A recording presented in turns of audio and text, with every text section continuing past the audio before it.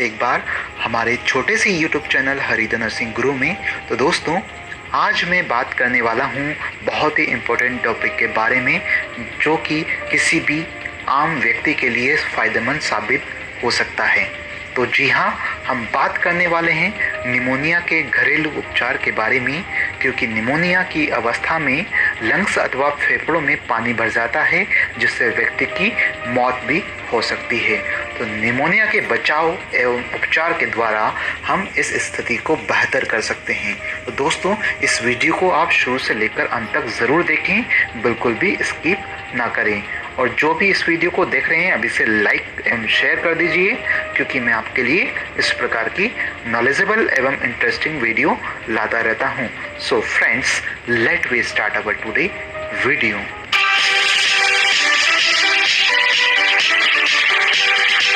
तो दोस्तों, सबसे पहले हम बात करेंगे निमोनिया में दिखने वाला लक्षण कफिंग के बारे में, यानी कि खांसी के बारे में।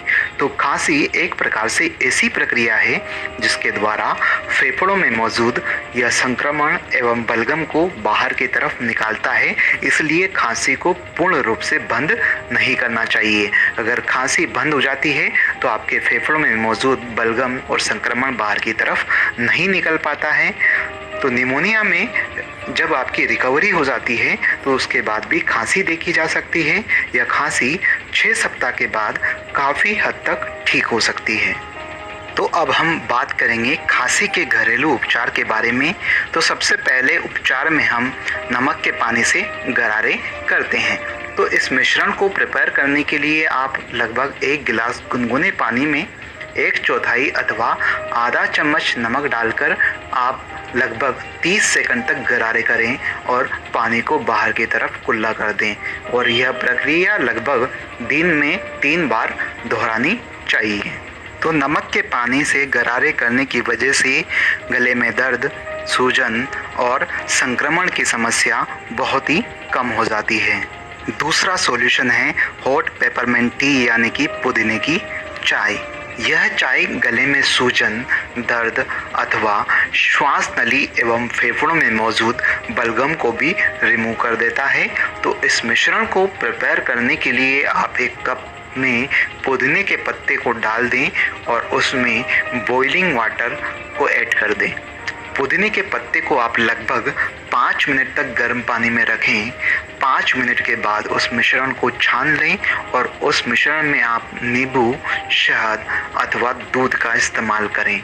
दूसरा लक्षण आता है निमोनिया में फीवर, यानी कि बुखार।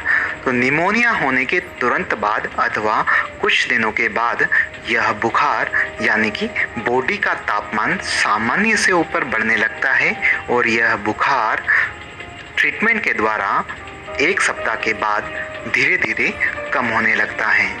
तो बुखार को कम करने का सबसे पहला उपाय है over the counter pen relievers, यानी कि इसका मतलब है किसी भी मेडिकल स्टोर से आप बिना पर्ची के यह दर्द की दवाई ले सकते हैं, जैसे कि आइबुप्रोफेन, पैरासीटामोल। तो ये जो दवाई है दर्द एवं बुखार को कम करती है। यह दवाई दिन में करीबन 3 बार लेना चाहिए, वो भी खाना खाने के बाद में। तो बुखार को कम करने का दूसरा उपाय है गुनगुने पानी से शरीर की सिकाई करें, जिसकी वजह से आपकी बॉडी अंदर तक ठंडी हो जाती है। और ठंडे पानी का इसमें इस्तेमाल नहीं करना चाहिए, क्योंकि इसकी वजह से हमारी बॉडी में कंपन अथवा आपको ठंड लग सकती है। तो इस प्रक्रिया में हम छोटे से टॉवल या कपड़े को गुनगुने पानी में गीला कर लें और गीला करने के बाद अगर उसमें अधिक मात्रा में पानी है तो उसको निचोड़ दें और निचोड़ने के बाद उस कपड़े से पूरी बॉडी की आप सिकाई करें। और उसके बाद में आप जो सिर होता है वहाँ पर उस छोटे से कपड़े को लगा दें, ताकि आपका शरीर का जो तापमान है वो कम होने लग जाएगा।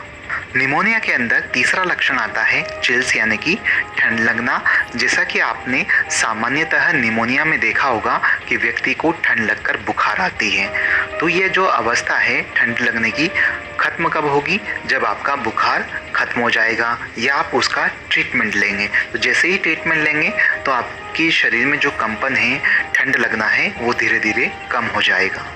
अब बात करते हैं उपाय की। तो ठंड को कम करने के लिए आप गर्म पानी का इस्तेमाल करें, जिससे क्या होगा, आपके शरीर में जो पानी की कमी हुई थी उसकी क्षतिपूर्ति हो जाएगी और साथ ही साथ शरीर को गर्माहट भी महसूस होने लगेगी। और इसका दूसरा उपाय है आप गर्म सूप का इस्तेमाल करें। तो जब भी आपको ठंड लगती है तो उस वाली कंडीशन में आप गर्म सूप का इस्तेमाल करें। तो इसके इस्तेमाल से क्या होगा, आपकी बॉडी में आपको गर्माहट महसूस होने लगेगी और उस सूप की वजह से आपको पोषण मिलेगा और आपकी बॉडी में जो एनर्जी की कमी हुई थी उसकी भरपूर्ति भी हो जाएगी। तो जब भी आप सूप का इस्तेमाल करें, ओनली वेजिटेबल सूप का ही इस्तेमाल करें, जो कि आपके लिए पोषक होगा। तो निमोनिया के अंदर जो चौथा लक्षण है वो है शॉर्टनेस ऑफ ब्रीथ, यानी कि जो आपकी श्वास होगी वो तेज हो जाएगी अथवा सांस लेने में तकलीफ होने लगेगी। तो निमोनिया में फेफड़ों में पानी भरने एवं श्वास नली में ज़्यादा बलगम की वजह से अचानक से मरीज की श्वास तेज हो जाती है अथवा सांस लेने में दिक्कत होने लगती है। यह समस्या जब पैदा होती है जब आप आराम करते हैं। तो अब हम बात करते हैं उपाय की। तो इस अवस्था में आपको क्या करना चाहिए। तो सबसे पहला उपाय है आप पंखे के सामने बैठ जाएं और इस प्रक्रिया में सबसे पहले आप पंखे को मुंह के सामने एवं उसके बाद में पैरों के सामने रखें और यह प्रक्रिया लगभग 5 मिनट तक दोहराएं। अगर उसके बाद भी आपकी सांस की समस्या नहीं दूर होती है तो आप जब तक पंखे को अप्लाई करें जब तक कि आपकी सांस की समस्या ठीक ना हो जाए। अब इसका दूसरा उपाय है आप कॉफ़ी का इस्तेमाल करें। कॉफ़ी से क्या होगा, जो आपकी श्वास की जो नली है वो खुल जाती है, यानी कि ओपन हो जाती है।